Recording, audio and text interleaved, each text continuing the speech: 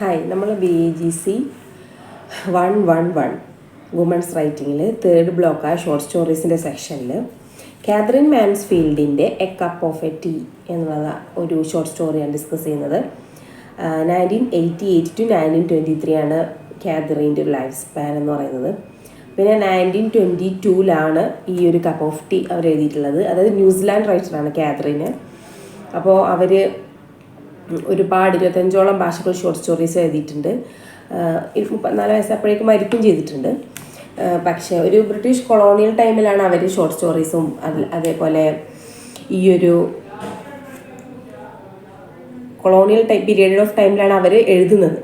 അപ്പോൾ ക്ലാസ് ഡിസ്റ്റിങ്ഷനും അതേപോലെ societal expectations ഒരു മനുഷ്യനെ എങ്ങനെയൊക്കെ എന്താ പറയുക മോശമായി ബാധിക്കും, അതേപോലെ മെറ്റീരിയൽ പൊസഷൻസ് മെറ്റീരിയൽ ആയിട്ടുള്ളൊരു മൈൻഡ് സെറ്റ് എങ്ങനെയായിരിക്കും മനുഷ്യനെ ബാധിക്കുക, അതേപോലെ ഒരു അപ്പർ ക്ലാസ് ലൈഫിലിരിക്കുന്നവർക്ക് ലോ ക്ലാസ്സിലിരിക്കുന്ന മനുഷ്യൻ്റെ ഒരു നീഡ്സ് മനസ്സിലാക്കാൻ പറ്റുന്നതിൻ്റെ ബുദ്ധിമുട്ടുകൾ അതൊക്കെ നമുക്ക് ഇതിൽ നിന്ന് മനസ്സിലാവും. ശരിക്കും മെയിനായിട്ടും ക്ലാസ് ഡിസ്റ്റിങ്ഷൻ അതേപോലെ തന്നെ മെറ്റീരിയലിസ്റ്റിക് ആയിട്ടുള്ള ആ ഒരു ഒബ്സഷനുമാണ് ഇതിൽ നമ്മൾ പറയുന്നത്. ഇതിലെ ഒരു നായികയായ റോസ്മേരി ഫെല്ലോ എന്ന് പറയുന്ന ആൾ വളരെ ഹൈ ആയിട്ടുള്ള ഒരു ഹൈ ക്ലാസ് ഫാമിലിയിൽ ജീവിക്കുന്ന ഒരു വ്യക്തിയാണ്. അതേപോലെ ഫിലിപ്സ് ഫെല്ലോ എന്ന് പറയുന്ന അവരുടെ ഹസ്ബൻഡാണ്.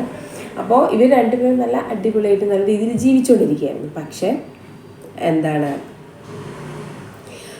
ഈ റോസ്മേരിക്കൊരു പ്രത്യേകത എന്ന് വെച്ചിട്ടുണ്ടെങ്കിൽ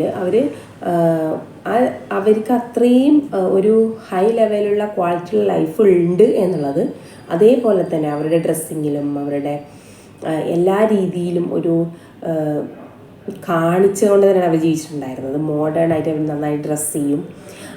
പക്ഷെ അവർ കാണാൻ വലിയ ഭംഗി ഉണ്ടായിരുന്നില്ല. അതിൽ ചെറിയ ഇൻസെക്യൂരിറ്റി അവർക്ക് ഉണ്ടായിരുന്നു. പക്ഷെ അവർ ബാക്കിയെല്ലാം നല്ല അടിപൊളിയായിട്ടാണ് അവർ ജീവിച്ചിട്ടുണ്ടായിരുന്നത്. അതേപോലെ അവർ കഥ തുടങ്ങുമ്പോൾ അവർ കേഴ്സൺ സ്ട്രീറ്റിലേക്ക് ഷോപ്പിങ്ങിന് പോവാണ്. ഷോപ്പിങ്ങിന് ഒരു ആൻറ്റിക് ഷോപ്പിൽ പോകുമ്പോൾ അവർക്ക് ഇഷ്ടപ്പെട്ടൊരു സാധനം കാണുമ്പോൾ അത് മാറ്റി വെക്കാൻ പറയുകയും എന്നിട്ട് പുറത്തേക്ക് പോകാൻ വേണ്ടി നിൽക്കുന്ന സമയത്ത് ഒരു മിസ് സ്മിത്ത് എന്ന് പറഞ്ഞ ചെറിയൊരു കുട്ടി, ആ കുട്ടി ഡിനോട്ട് ചെയ്യുന്നത് ഒരു ലോ ക്ലാസ് റെപ്രസെൻറ്റേഷൻ ആയിട്ടാണ്. അതായത് ആ കുട്ടി ഒരു ചായക്കുള്ള ക്യാഷ് തരുമോ എന്നുള്ളതാണ് ചോദിക്കുന്നത്. അപ്പോൾ അത് കേൾക്കുമ്പോൾ റോസ്മേരി ഭയങ്കരമായിട്ട് അത്ഭുതപ്പെടുകയാണ്. കാരണം ഇത്രയും ചെറിയ ഒരു സംഭവം പോലും ഒരു ചായ കൊടുക്കാനുള്ള പൈസ പോലും ഇല്ലാത്ത ആളുകളൊക്കെ ഈ ലോകത്തുണ്ടോ എന്നുള്ള രീതിയിലാണ് അവർ അതിനെ കാണുന്നത്. കാരണം അവർ ഒരിക്കലും അങ്ങനെ ഒരു സാധാരണ ഒരു മനുഷ്യൻ്റെ റിയലിസ്റ്റിക് ആയിട്ടുള്ള ലൈഫിലേക്ക് ഒരിക്കലും ഇറങ്ങി വന്നിട്ടുണ്ടായിരുന്നില്ല. അപ്പോൾ അവർ മനസ്സിൽ വിചാരിക്കുകയാണ്, ആ കുട്ടിയോട് വളരെ സ്നേഹവും കാരുണ്യമൊക്കെ തോന്നുന്നുണ്ട്.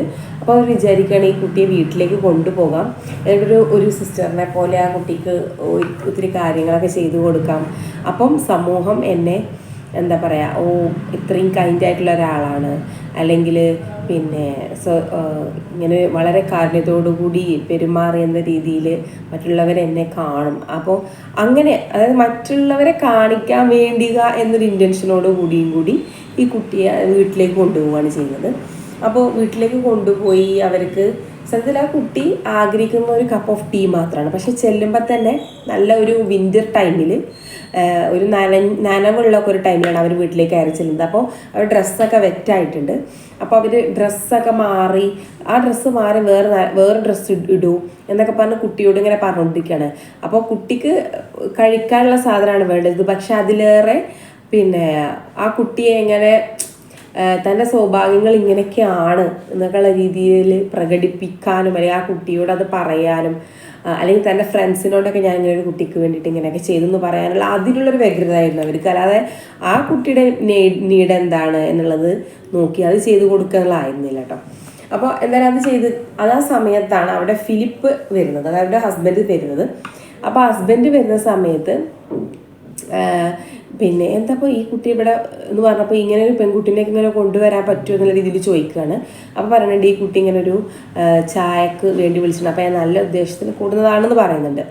അപ്പോൾ ഫിലിപ്പ് റോസ്മേരിനെ കുറച്ച് മാറ്റി നിർത്തിയിട്ട് ആ കുട്ടിയെ കാണാൻ നല്ല ഭംഗിയുണ്ടല്ലോ എന്ന് പറയണം.